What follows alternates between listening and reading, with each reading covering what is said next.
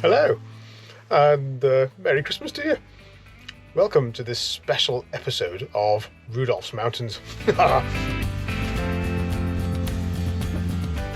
Today we are not heading up into the hills. This episode is all about Stan. So if you're not interested in Stan the van, maybe skip this episode and I'll see you back in the mountains on the next one. So why make a video about Stan the van, I hear you ask?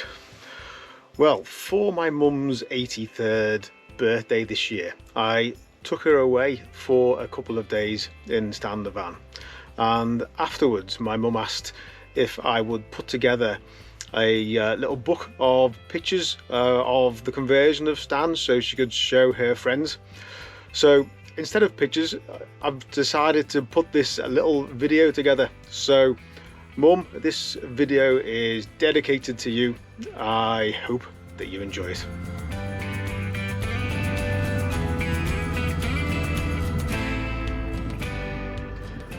I bought Stan the van back in 2017 and I borrowed £7,000, and my initial plan was to spend around £4,000 on the van, and that would leave me about £3,000 to do the conversion.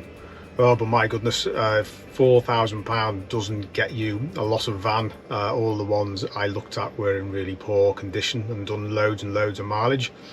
And so I ended up buying this one. And once I added the VAT on, with it being a commercial dealership I bought it from, it cost about £6,500, leaving me only £500 to do the conversion. But I got a much better standard of van with lower mileage. What it meant that was, though, I didn't have the funds to do the conversion. I had to basically set aside £100 a month over the next few years, and each month I'd use a little bit of money from my wages to buy a few more bits and to carry on with the conversion. And so it took a long time, but to be fair, it was about probably 2 years before I could actually go away in it, and maybe 3 years before it was sort of in a completed state, although I'm always tinkering and doing different things from time to time.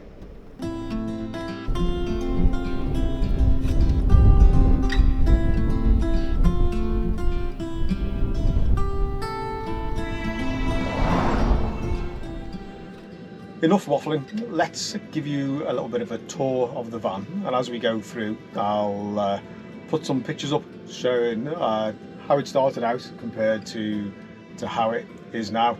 So the front end here is currently in its configuration for driving, so let's jiggle things around and show you what it looks like for when I'm on site.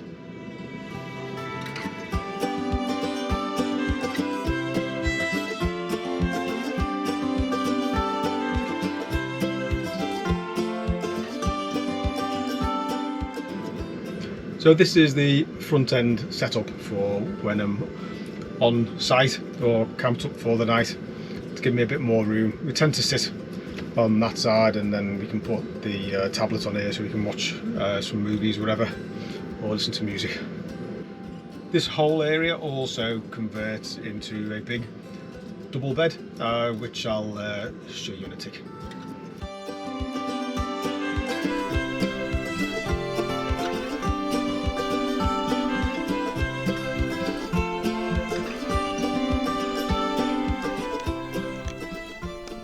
So under the cushion down there is all my electronics and the water system. So let's dig that out and show you what's under that seat. Right, so down here is my auxiliary battery, hot water tank, all the switch gear for the 12 volt system. There's a 1000 watt inverter in there as well, solar panel controller, and last but not least the power supply for the van when you're plugged into the mains, that keeps the batteries topped up and also provides power when you're on site. The inverter is powerful enough to heat the hot water. Really you've got to have the engine running though. If you try and do it just running off the batteries, you'll flatten the batteries in about 15-20 minutes. So in case you haven't come across the term before, An inverter is what converts your battery power into mains power, so you can run things like household microwaves, hoovers, things like that.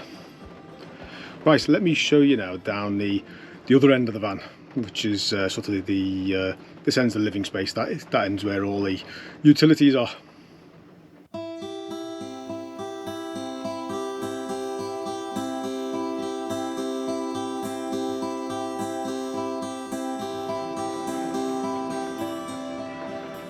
So I've got a couple of skylights, one at the front,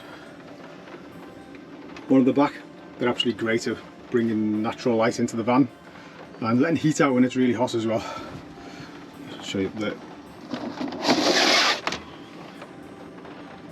I'm not going to open that now with it piddling down outside for a change. Over here we've got the kitchen area with me electrical controls, hob and a grill, sink, and underneath at the end a little fridge.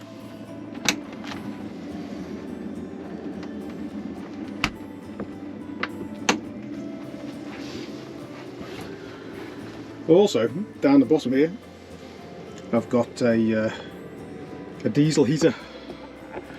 Started out originally with a gas powered heater, but I had a problem with that where it started to leak gas, which was a bit scary. So we went over to a diesel one, which has been much better and very warm. A little bit noisier, but not too noisy. Well, at least not when it's running. As it first gets going, it sounds like a small aircraft.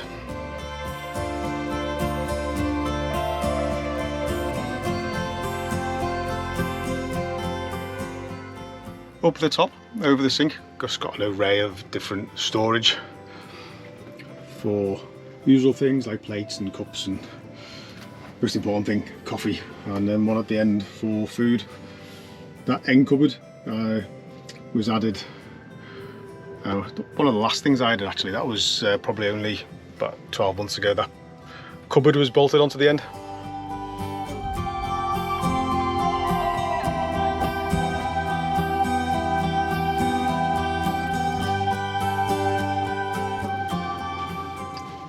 And at the end of the van I've got a fixed single bed, and that rear window was an addition about 3 years ago. Didn't have a window in the back for quite a long time.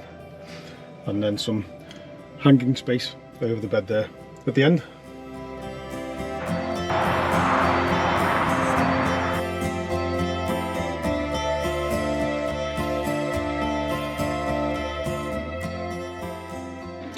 Also at the back, under the fixed bed, is additional storage and the gas tank and 50 litres of water. So the bathroom was one of the last things I finished off. Initially I just had a little portaloo in there, and probably after about 3 years in I fitted the cassette toilet. Let me show you the bathroom and the sink.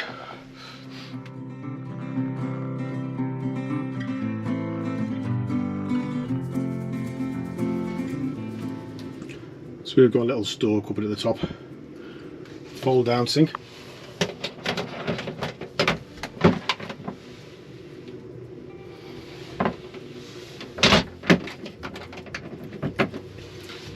and the cassette loo at the bottom down there. Most importantly, we've got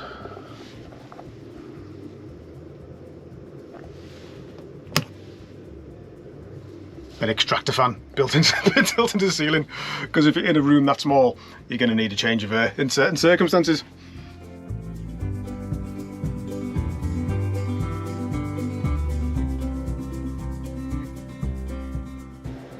So the final part to show you is just the wardrobe I've used for storage.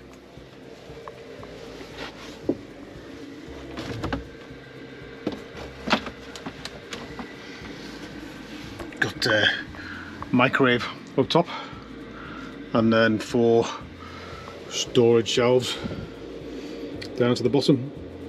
And at the very bottom I've got a shelf that goes right through to the for the back of the van for storing things like windbreaks and awning and things like that.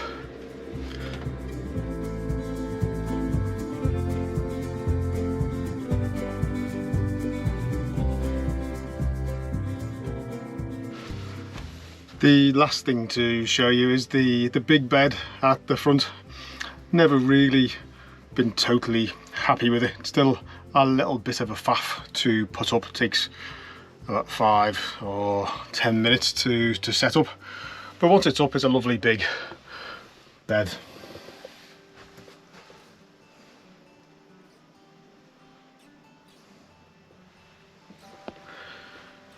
Much easier to set up as 2 singles.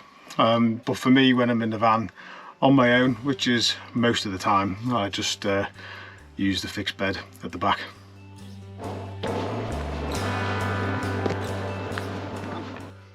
It's in total, I reckon it's cost me about £9,500 to buy the van and convert it.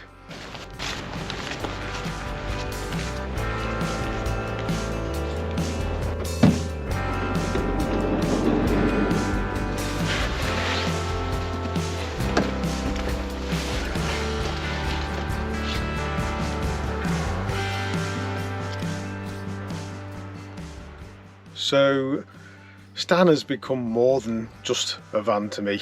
He's been an escape for me really, and keeping busy on Stan has helped me get through some challenging periods in my life. If you know me, you know I find it very hard to sit and relax.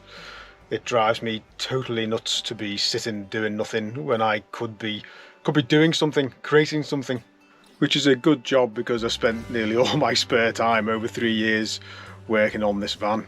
But the end result is something unique. There's only one Stan the van out there. There are plenty of other conversions that are better, more professional, but there's only one just like this. So I hope you've enjoyed this special episode. I wish everybody a Merry Christmas, a very happy and healthy New Year, and hope you have some fantastic mountain adventures in 2024, even if it's just jumping along with me.